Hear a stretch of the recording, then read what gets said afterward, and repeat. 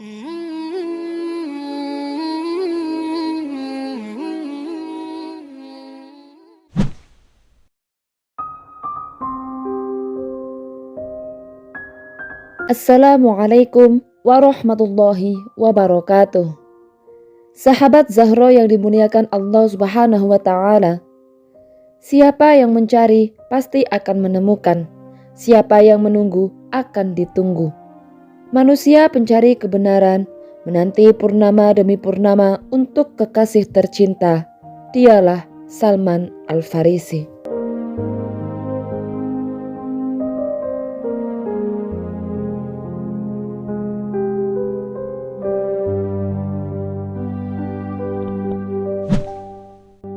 Salman Al-Farisi merupakan seorang pemuda yang terlahir di desa bernama Jai di Isfahan, Persia. Ayahnya merupakan kepala suku kaum Majusi, yaitu kaum yang menyembah api sebagai tuhannya. Salman dididik dan dipingit layaknya seorang gadis oleh ayahnya. Atas didikan dan pingitan itu, Salman tumbuh menjadi seorang Majusi yang taat. Bahkan ia dipercaya untuk menjaga api sesembahan kaum Majusi. Suatu hari, ayah Salman memintanya untuk menjaga kebun milik mereka. Sebagai anak yang berbakti, Salman tentu menyanggupi permintaan ayahnya. Salman kemudian pergi ke kebun tersebut. Namun, di tengah perjalanan, Salman mendengar suara-suara asing dari gereja yang dilewatinya. Karena penasaran, Salman pun kemudian mengintip masuk gereja tersebut. Di sana terdapat orang-orang Nasrani yang tengah berdoa. Doa-doa yang dipanjatkan orang Nasrani itu pun sangat asing di telinga Salman. Salman pun kemudian mengurungkan niatnya untuk pergi ke kebun dan memilih tetap di gereja tersebut. Setelah orang Nasrani itu selesai berdoa, Salman kemudian bertanya pada salah satu orang tersebut. "Apa yang sedang kalian lakukan?" tanya Salman. "Kami sedang berdoa," jawab salah satu dari mereka. "Mana apinya?" tanya Salman polos. Salman tidak tahu jika ada cara beribadah lain selain ibadahnya sebagai orang Majusi yang menyembah api. Karena pingitan ayahnya, Salman tidak tahu tentang dunia luar. Bahkan ia baru mengerti jika ada agama Nasrani. Mendengar pertanyaan polos Salman, orang-orang Nasrani pun tertawa. "Kita berdoa pada Tuhan, Dialah Allah, zat yang tak terlihat mata zahir namun terlihat oleh mata batin. Bukan api, bukan pohon, bukan pula batu," jawab salah satu dari mereka. Mendengar penuturan orang tersebut, Salman pun semakin penasaran. "Dari mana agamamu berasal?" tanya Salman. "Negeri Syam," kata mereka. Salman pun menghabiskan waktu hari itu di dalam gereja dan belajar tentang agama yang baru dikenalnya. Hingga malam tiba, Salman kemudian pulang ke rumah. Setiba di rumah, ayah Salman pun memarahinya. Pasalnya, Salman tidak pergi ke kebun namun pulang sangat larut. Salman kemudian menceritakan pertemuannya dengan orang-orang Nasrani di gereja. Ia juga menyampaikan jika ia akan memeluk agama Nasrani. Mendengar hal tersebut, ayah Salman pun makin marah. Ia tak setuju dengan keputusan Salman. Ayah Salman khawatir dengan apa yang akan dipikirkan kaum Majusi jika anaknya menyimpang dari agamanya. Salman kemudian dikurung di sebuah kamar yang kecil oleh ayahnya. Suatu hari, ibunda Salman yang tak tega melihat keadaan anaknya kemudian membukakan pintu kamar tersebut. Salman pun tak menyia-nyiakan kesempatan itu. Salman kemudian pergi menemui orang-orang Nasrani. "Jika ada di antara kalian pergi ke negeri Syam, tolong kabari aku," kata Salman kepada orang-orang Nasrani. Salman pun kembali ke rumah. Ia berpura-pura kembali pada agama yang dianut ayahnya dan kaumnya. Sembari menunggu kabar dari orang-orang Nasrani, Salman mulai mengumpulkan sejumlah uang untuk perbekalannya pergi ke negeri Syam suatu hari nanti. Hingga waktunya tiba, salah seorang dari kelompok Nasrani itu kemudian memberitahu Salman jika ia dan beberapa orang lainnya akan pergi ke negeri Syam. Salman pun bergegas mengumpulkan perbekalannya dan kabur dari rumah menuju ke negeri Syam. Setiba di negeri tersebut, Salman bertanya pada orang-orang di sana, "Siapa ahli agama yang aku bisa belajar dan berkhidmah padanya?" tanya Salman. "Dialah uskup gereja," kata salah satu dari mereka. Salman pun kemudian pergi ke gereja tersebut dan menemui sang pendeta. Setelah bertemu, Salman menceritakan kisahnya pada pendeta itu. Pendeta itu pun menyambut hangat Salman, dan saat itu Salman mengabdi kepada pendeta tersebut. Setelah beberapa waktu lamanya Salman mengabdi kepada pendeta itu, sebuah fakta yang menyakitkan bagi Salman akhirnya terkuak. Salman pun menjadi marah dan merasa jika selama ini ia telah tertipu. Saat pendeta itu wafat, ketika jenazahnya akan dimakamkan, Salman kemudian menyampaikan tabiat busuk pendeta itu pada orang-orang di sana. Jika selama ini pendeta tersebut menimbun harta sedekah yang diberikan dari warganya, orang-orang yang mengira pendeta itu adalah orang yang taat pun tidak terima dengan tuduhan Salman. Salman pun menunjukkan tempat penyimpanan harta tersebut. Mengetahui hal tersebut, orang-orang pun menjadi marah dan enggan menguburkan jenazah pendeta itu. Mereka kemudian menyalib pendeta itu dan membuangnya ke laut. Setelah itu, kemudian pendeta itu diganti dengan orang yang sangat taat dan ahli ibadah. Melihat kezuhudan pendeta tersebut, Salman pun semakin cinta dengannya. Hingga waktunya tiba, pendeta itu pun kemudian wafat. Sebelum itu, Salman bertanya kepada pendeta tersebut, "Kepada siapa aku bisa belajar dan berkhidmah setelah kepergianmu?" Pendeta tersebut kemudian berkata, "Aku tidak mengenal seorang pun yang menganut agama ini kecuali satu orang yang ada di Mosul." Tak berselang lama, pendeta itu pun wafat. Salman kemudian pergi ke Mosul dan menemui pendeta yang diceritakan. Ia pun menceritakan kembali kisahnya pada pendeta tersebut. Pendeta tersebut akhirnya menerima Salman dan Salman pun mengabdi kepadanya. Hingga pendeta tersebut mendekati ajalnya, Salman pun kembali bertanya kepada siapa ia belajar dan mengabdi setelah kepergiannya. Pendeta tersebut kemudian menyebut salah satu pendeta yang ada di Nasibin. Setelah kepergian sang pendeta, Salman akhirnya pergi ke Nasibin dan dengan kisah yang sama, pendeta Nasibin itu kemudian meminta Salman untuk pergi ke Amuria. Salman pun pergi ke Amuria dan mendatangi pendeta di sana.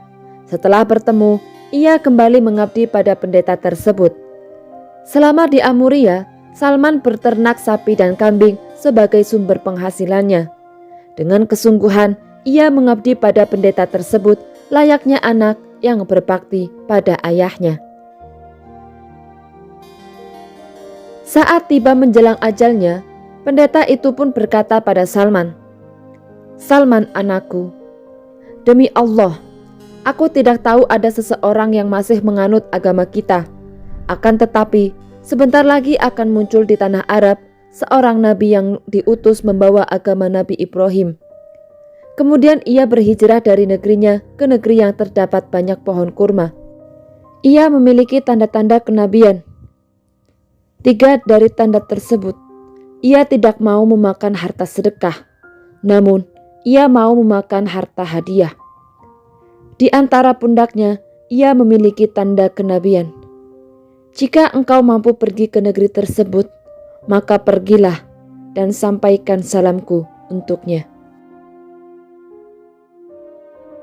Suatu hari, setelah kepergian sang pendeta, sebuah kafilah lewat. Salman kemudian bertanya pada mereka dari mana mereka berasal. Ternyata kafilah itu berasal dari Jazirah Arab. Dengan gembira, Salman pun berkata pada orang-orang kafilah, "Maukah kalian membawaku pergi ke negeri kalian? Dan sebagai imbalannya, aku berikan kambing dan sapi ini untuk kalian." Mereka pun menyetujuinya. Salman pun pergi bersama kafilah tersebut. Namun, ketika sampai di Wadi Il-Qura, orang-orang tersebut kemudian menjual Salman kepada orang Yahudi. Sejak saat itu, Salman pun tinggal bersama orang yang membelinya. Hingga suatu hari, datang seorang Yahudi lain dari Bani Quraizah membeli Salman. Atas kehendak Allah Subhanahu wa Ta'ala, Salman pergi bersama tuannya menuju ke Madinah, tempat ia bisa berjumpa dengan Rasulullah SAW. Suatu hari, saat Salman berada di atas pohon kurma milik majikannya, seorang Yahudi yang merupakan sepupu majikannya datang mengabarkan jika Nabi SAW telah datang dan menginap di rumah sahabat Ayyub Al-Ansori. Mendengar hal itu, tubuh Salman bergetar hingga pohon kurma yang dipanjatnya pun bergoyang. Dengan tak sadar, Salman pun bergegas turun dari pohon dan bertanya, "Apa yang Tuan katakan? Ada berita apa?" tanya Salman tak sabar. Melihat tingkah Salman yang dianggap kurang ajar, sang majikan pun memukul Salman. "Apa urusanmu? Selesaikan pekerjaanmu." Sepupu majikannya kemudian berkata pada Salman tentang kedatangan Nabi SAW. Setelah itu, Salman pun kembali bekerja. Saat malam tiba, setelah menyelesaikan pekerjaannya, Salman mengambil kurma jatah makan malamnya. Dipisahkannya kurma tersebut, dipilihnya dengan kurma yang bagus dan terbaik. Kemudian, dengan penuh semangat, Salman bergegas pergi ke rumah Ayyub Al-Ansori untuk bertemu Rasulullah SAW. Setibanya di rumah sahabat Ayyub Al-Ansori, Salman melihat Rasulullah tengah duduk bersama para sahabat. Ia pun dengan malu-malu mendekat dan menyerahkan kurma tersebut sebagai sedekah. Setelah menyerahkan kurma itu, kemudian Salman memandang Rasulullah SAW dengan penuh penasaran. Dilihatnya Rasulullah SAW mengajak para sahabat untuk memakan kurma tersebut. Namun Rasulullah SAW tidak menyentuh sedikit pun kurma tersebut. Melihat hal itu, satu kebenaran dari tanda yang diberikan sang pendeta telah terwujud, hingga bertambahlah keyakinan dalam hati Salman. Malam berikutnya, Salman pun kembali datang dengan membawa kurma. Diserahkannya kurma tersebut pada Rasulullah SAW. Namun, kali ini Salman memberikannya sebagai hadiah. Salman pun kemudian kembali memandang Rasulullah SAW. Dengan badan yang penuh gemetar, Salman melihat Rasulullah SAW memanggil para sahabat untuk memakan kurma tersebut, dan Rasulullah SAW pun ikut makan bersamanya. Melihat hal itu, tubuh Salman menjadi lunglai. Dua tanda yang disebutkan sang pendeta kini semakin benar adanya. Dengan tubuh yang gemetar, Salman pun kembali ke rumah majikannya. Kini, tinggal satu tanda tersisa untuk memastikan keyakinannya. Hingga suatu hari, Salman mendatangi Rasulullah SAW yang tengah mengurus jenazah di pemakaman Baqi. Ia mencari-cari tempat yang pas agar bisa menemukan tanda kenabian itu. Salman pun duduk di belakang Rasulullah SAW. Seakan tahu apa yang diinginkan Salman, Rasulullah SAW kemudian menyingkapkan kain di pundaknya, hingga terlihatlah tanda tersebut oleh Salman Al-Farisi. Salman pun kemudian menceritakan kisahnya pada Rasulullah SAW dan para sahabat. Mendengar kisah itu, Rasulullah SAW dan para sahabat pun takjub sekaligus bangga pada Salman Al-Farisi. Rasulullah SAW kemudian membebaskan Salman dari perbudakan dengan uang tebusan. Dengan keyakinan penuh dalam hatinya, Salman kemudian memeluk Islam. Bahkan, ia ikut serta dalam peperangan. Saat terjadinya perang Khandaq, kaum muslimin sangat terpojok dengan serangan kaum Quraisy. Namun, atas ide cemerlang dari Salman Al-Farisi, kaum muslimin pun berhasil memenangkan peperangan. Kala itu, kaum Muhajirin dan kaum Ansor memperebutkan status Salman. Kaum Muhajirin mengklaim jika Salman adalah bagian dari mereka. Begitupun dengan kaum Ansor.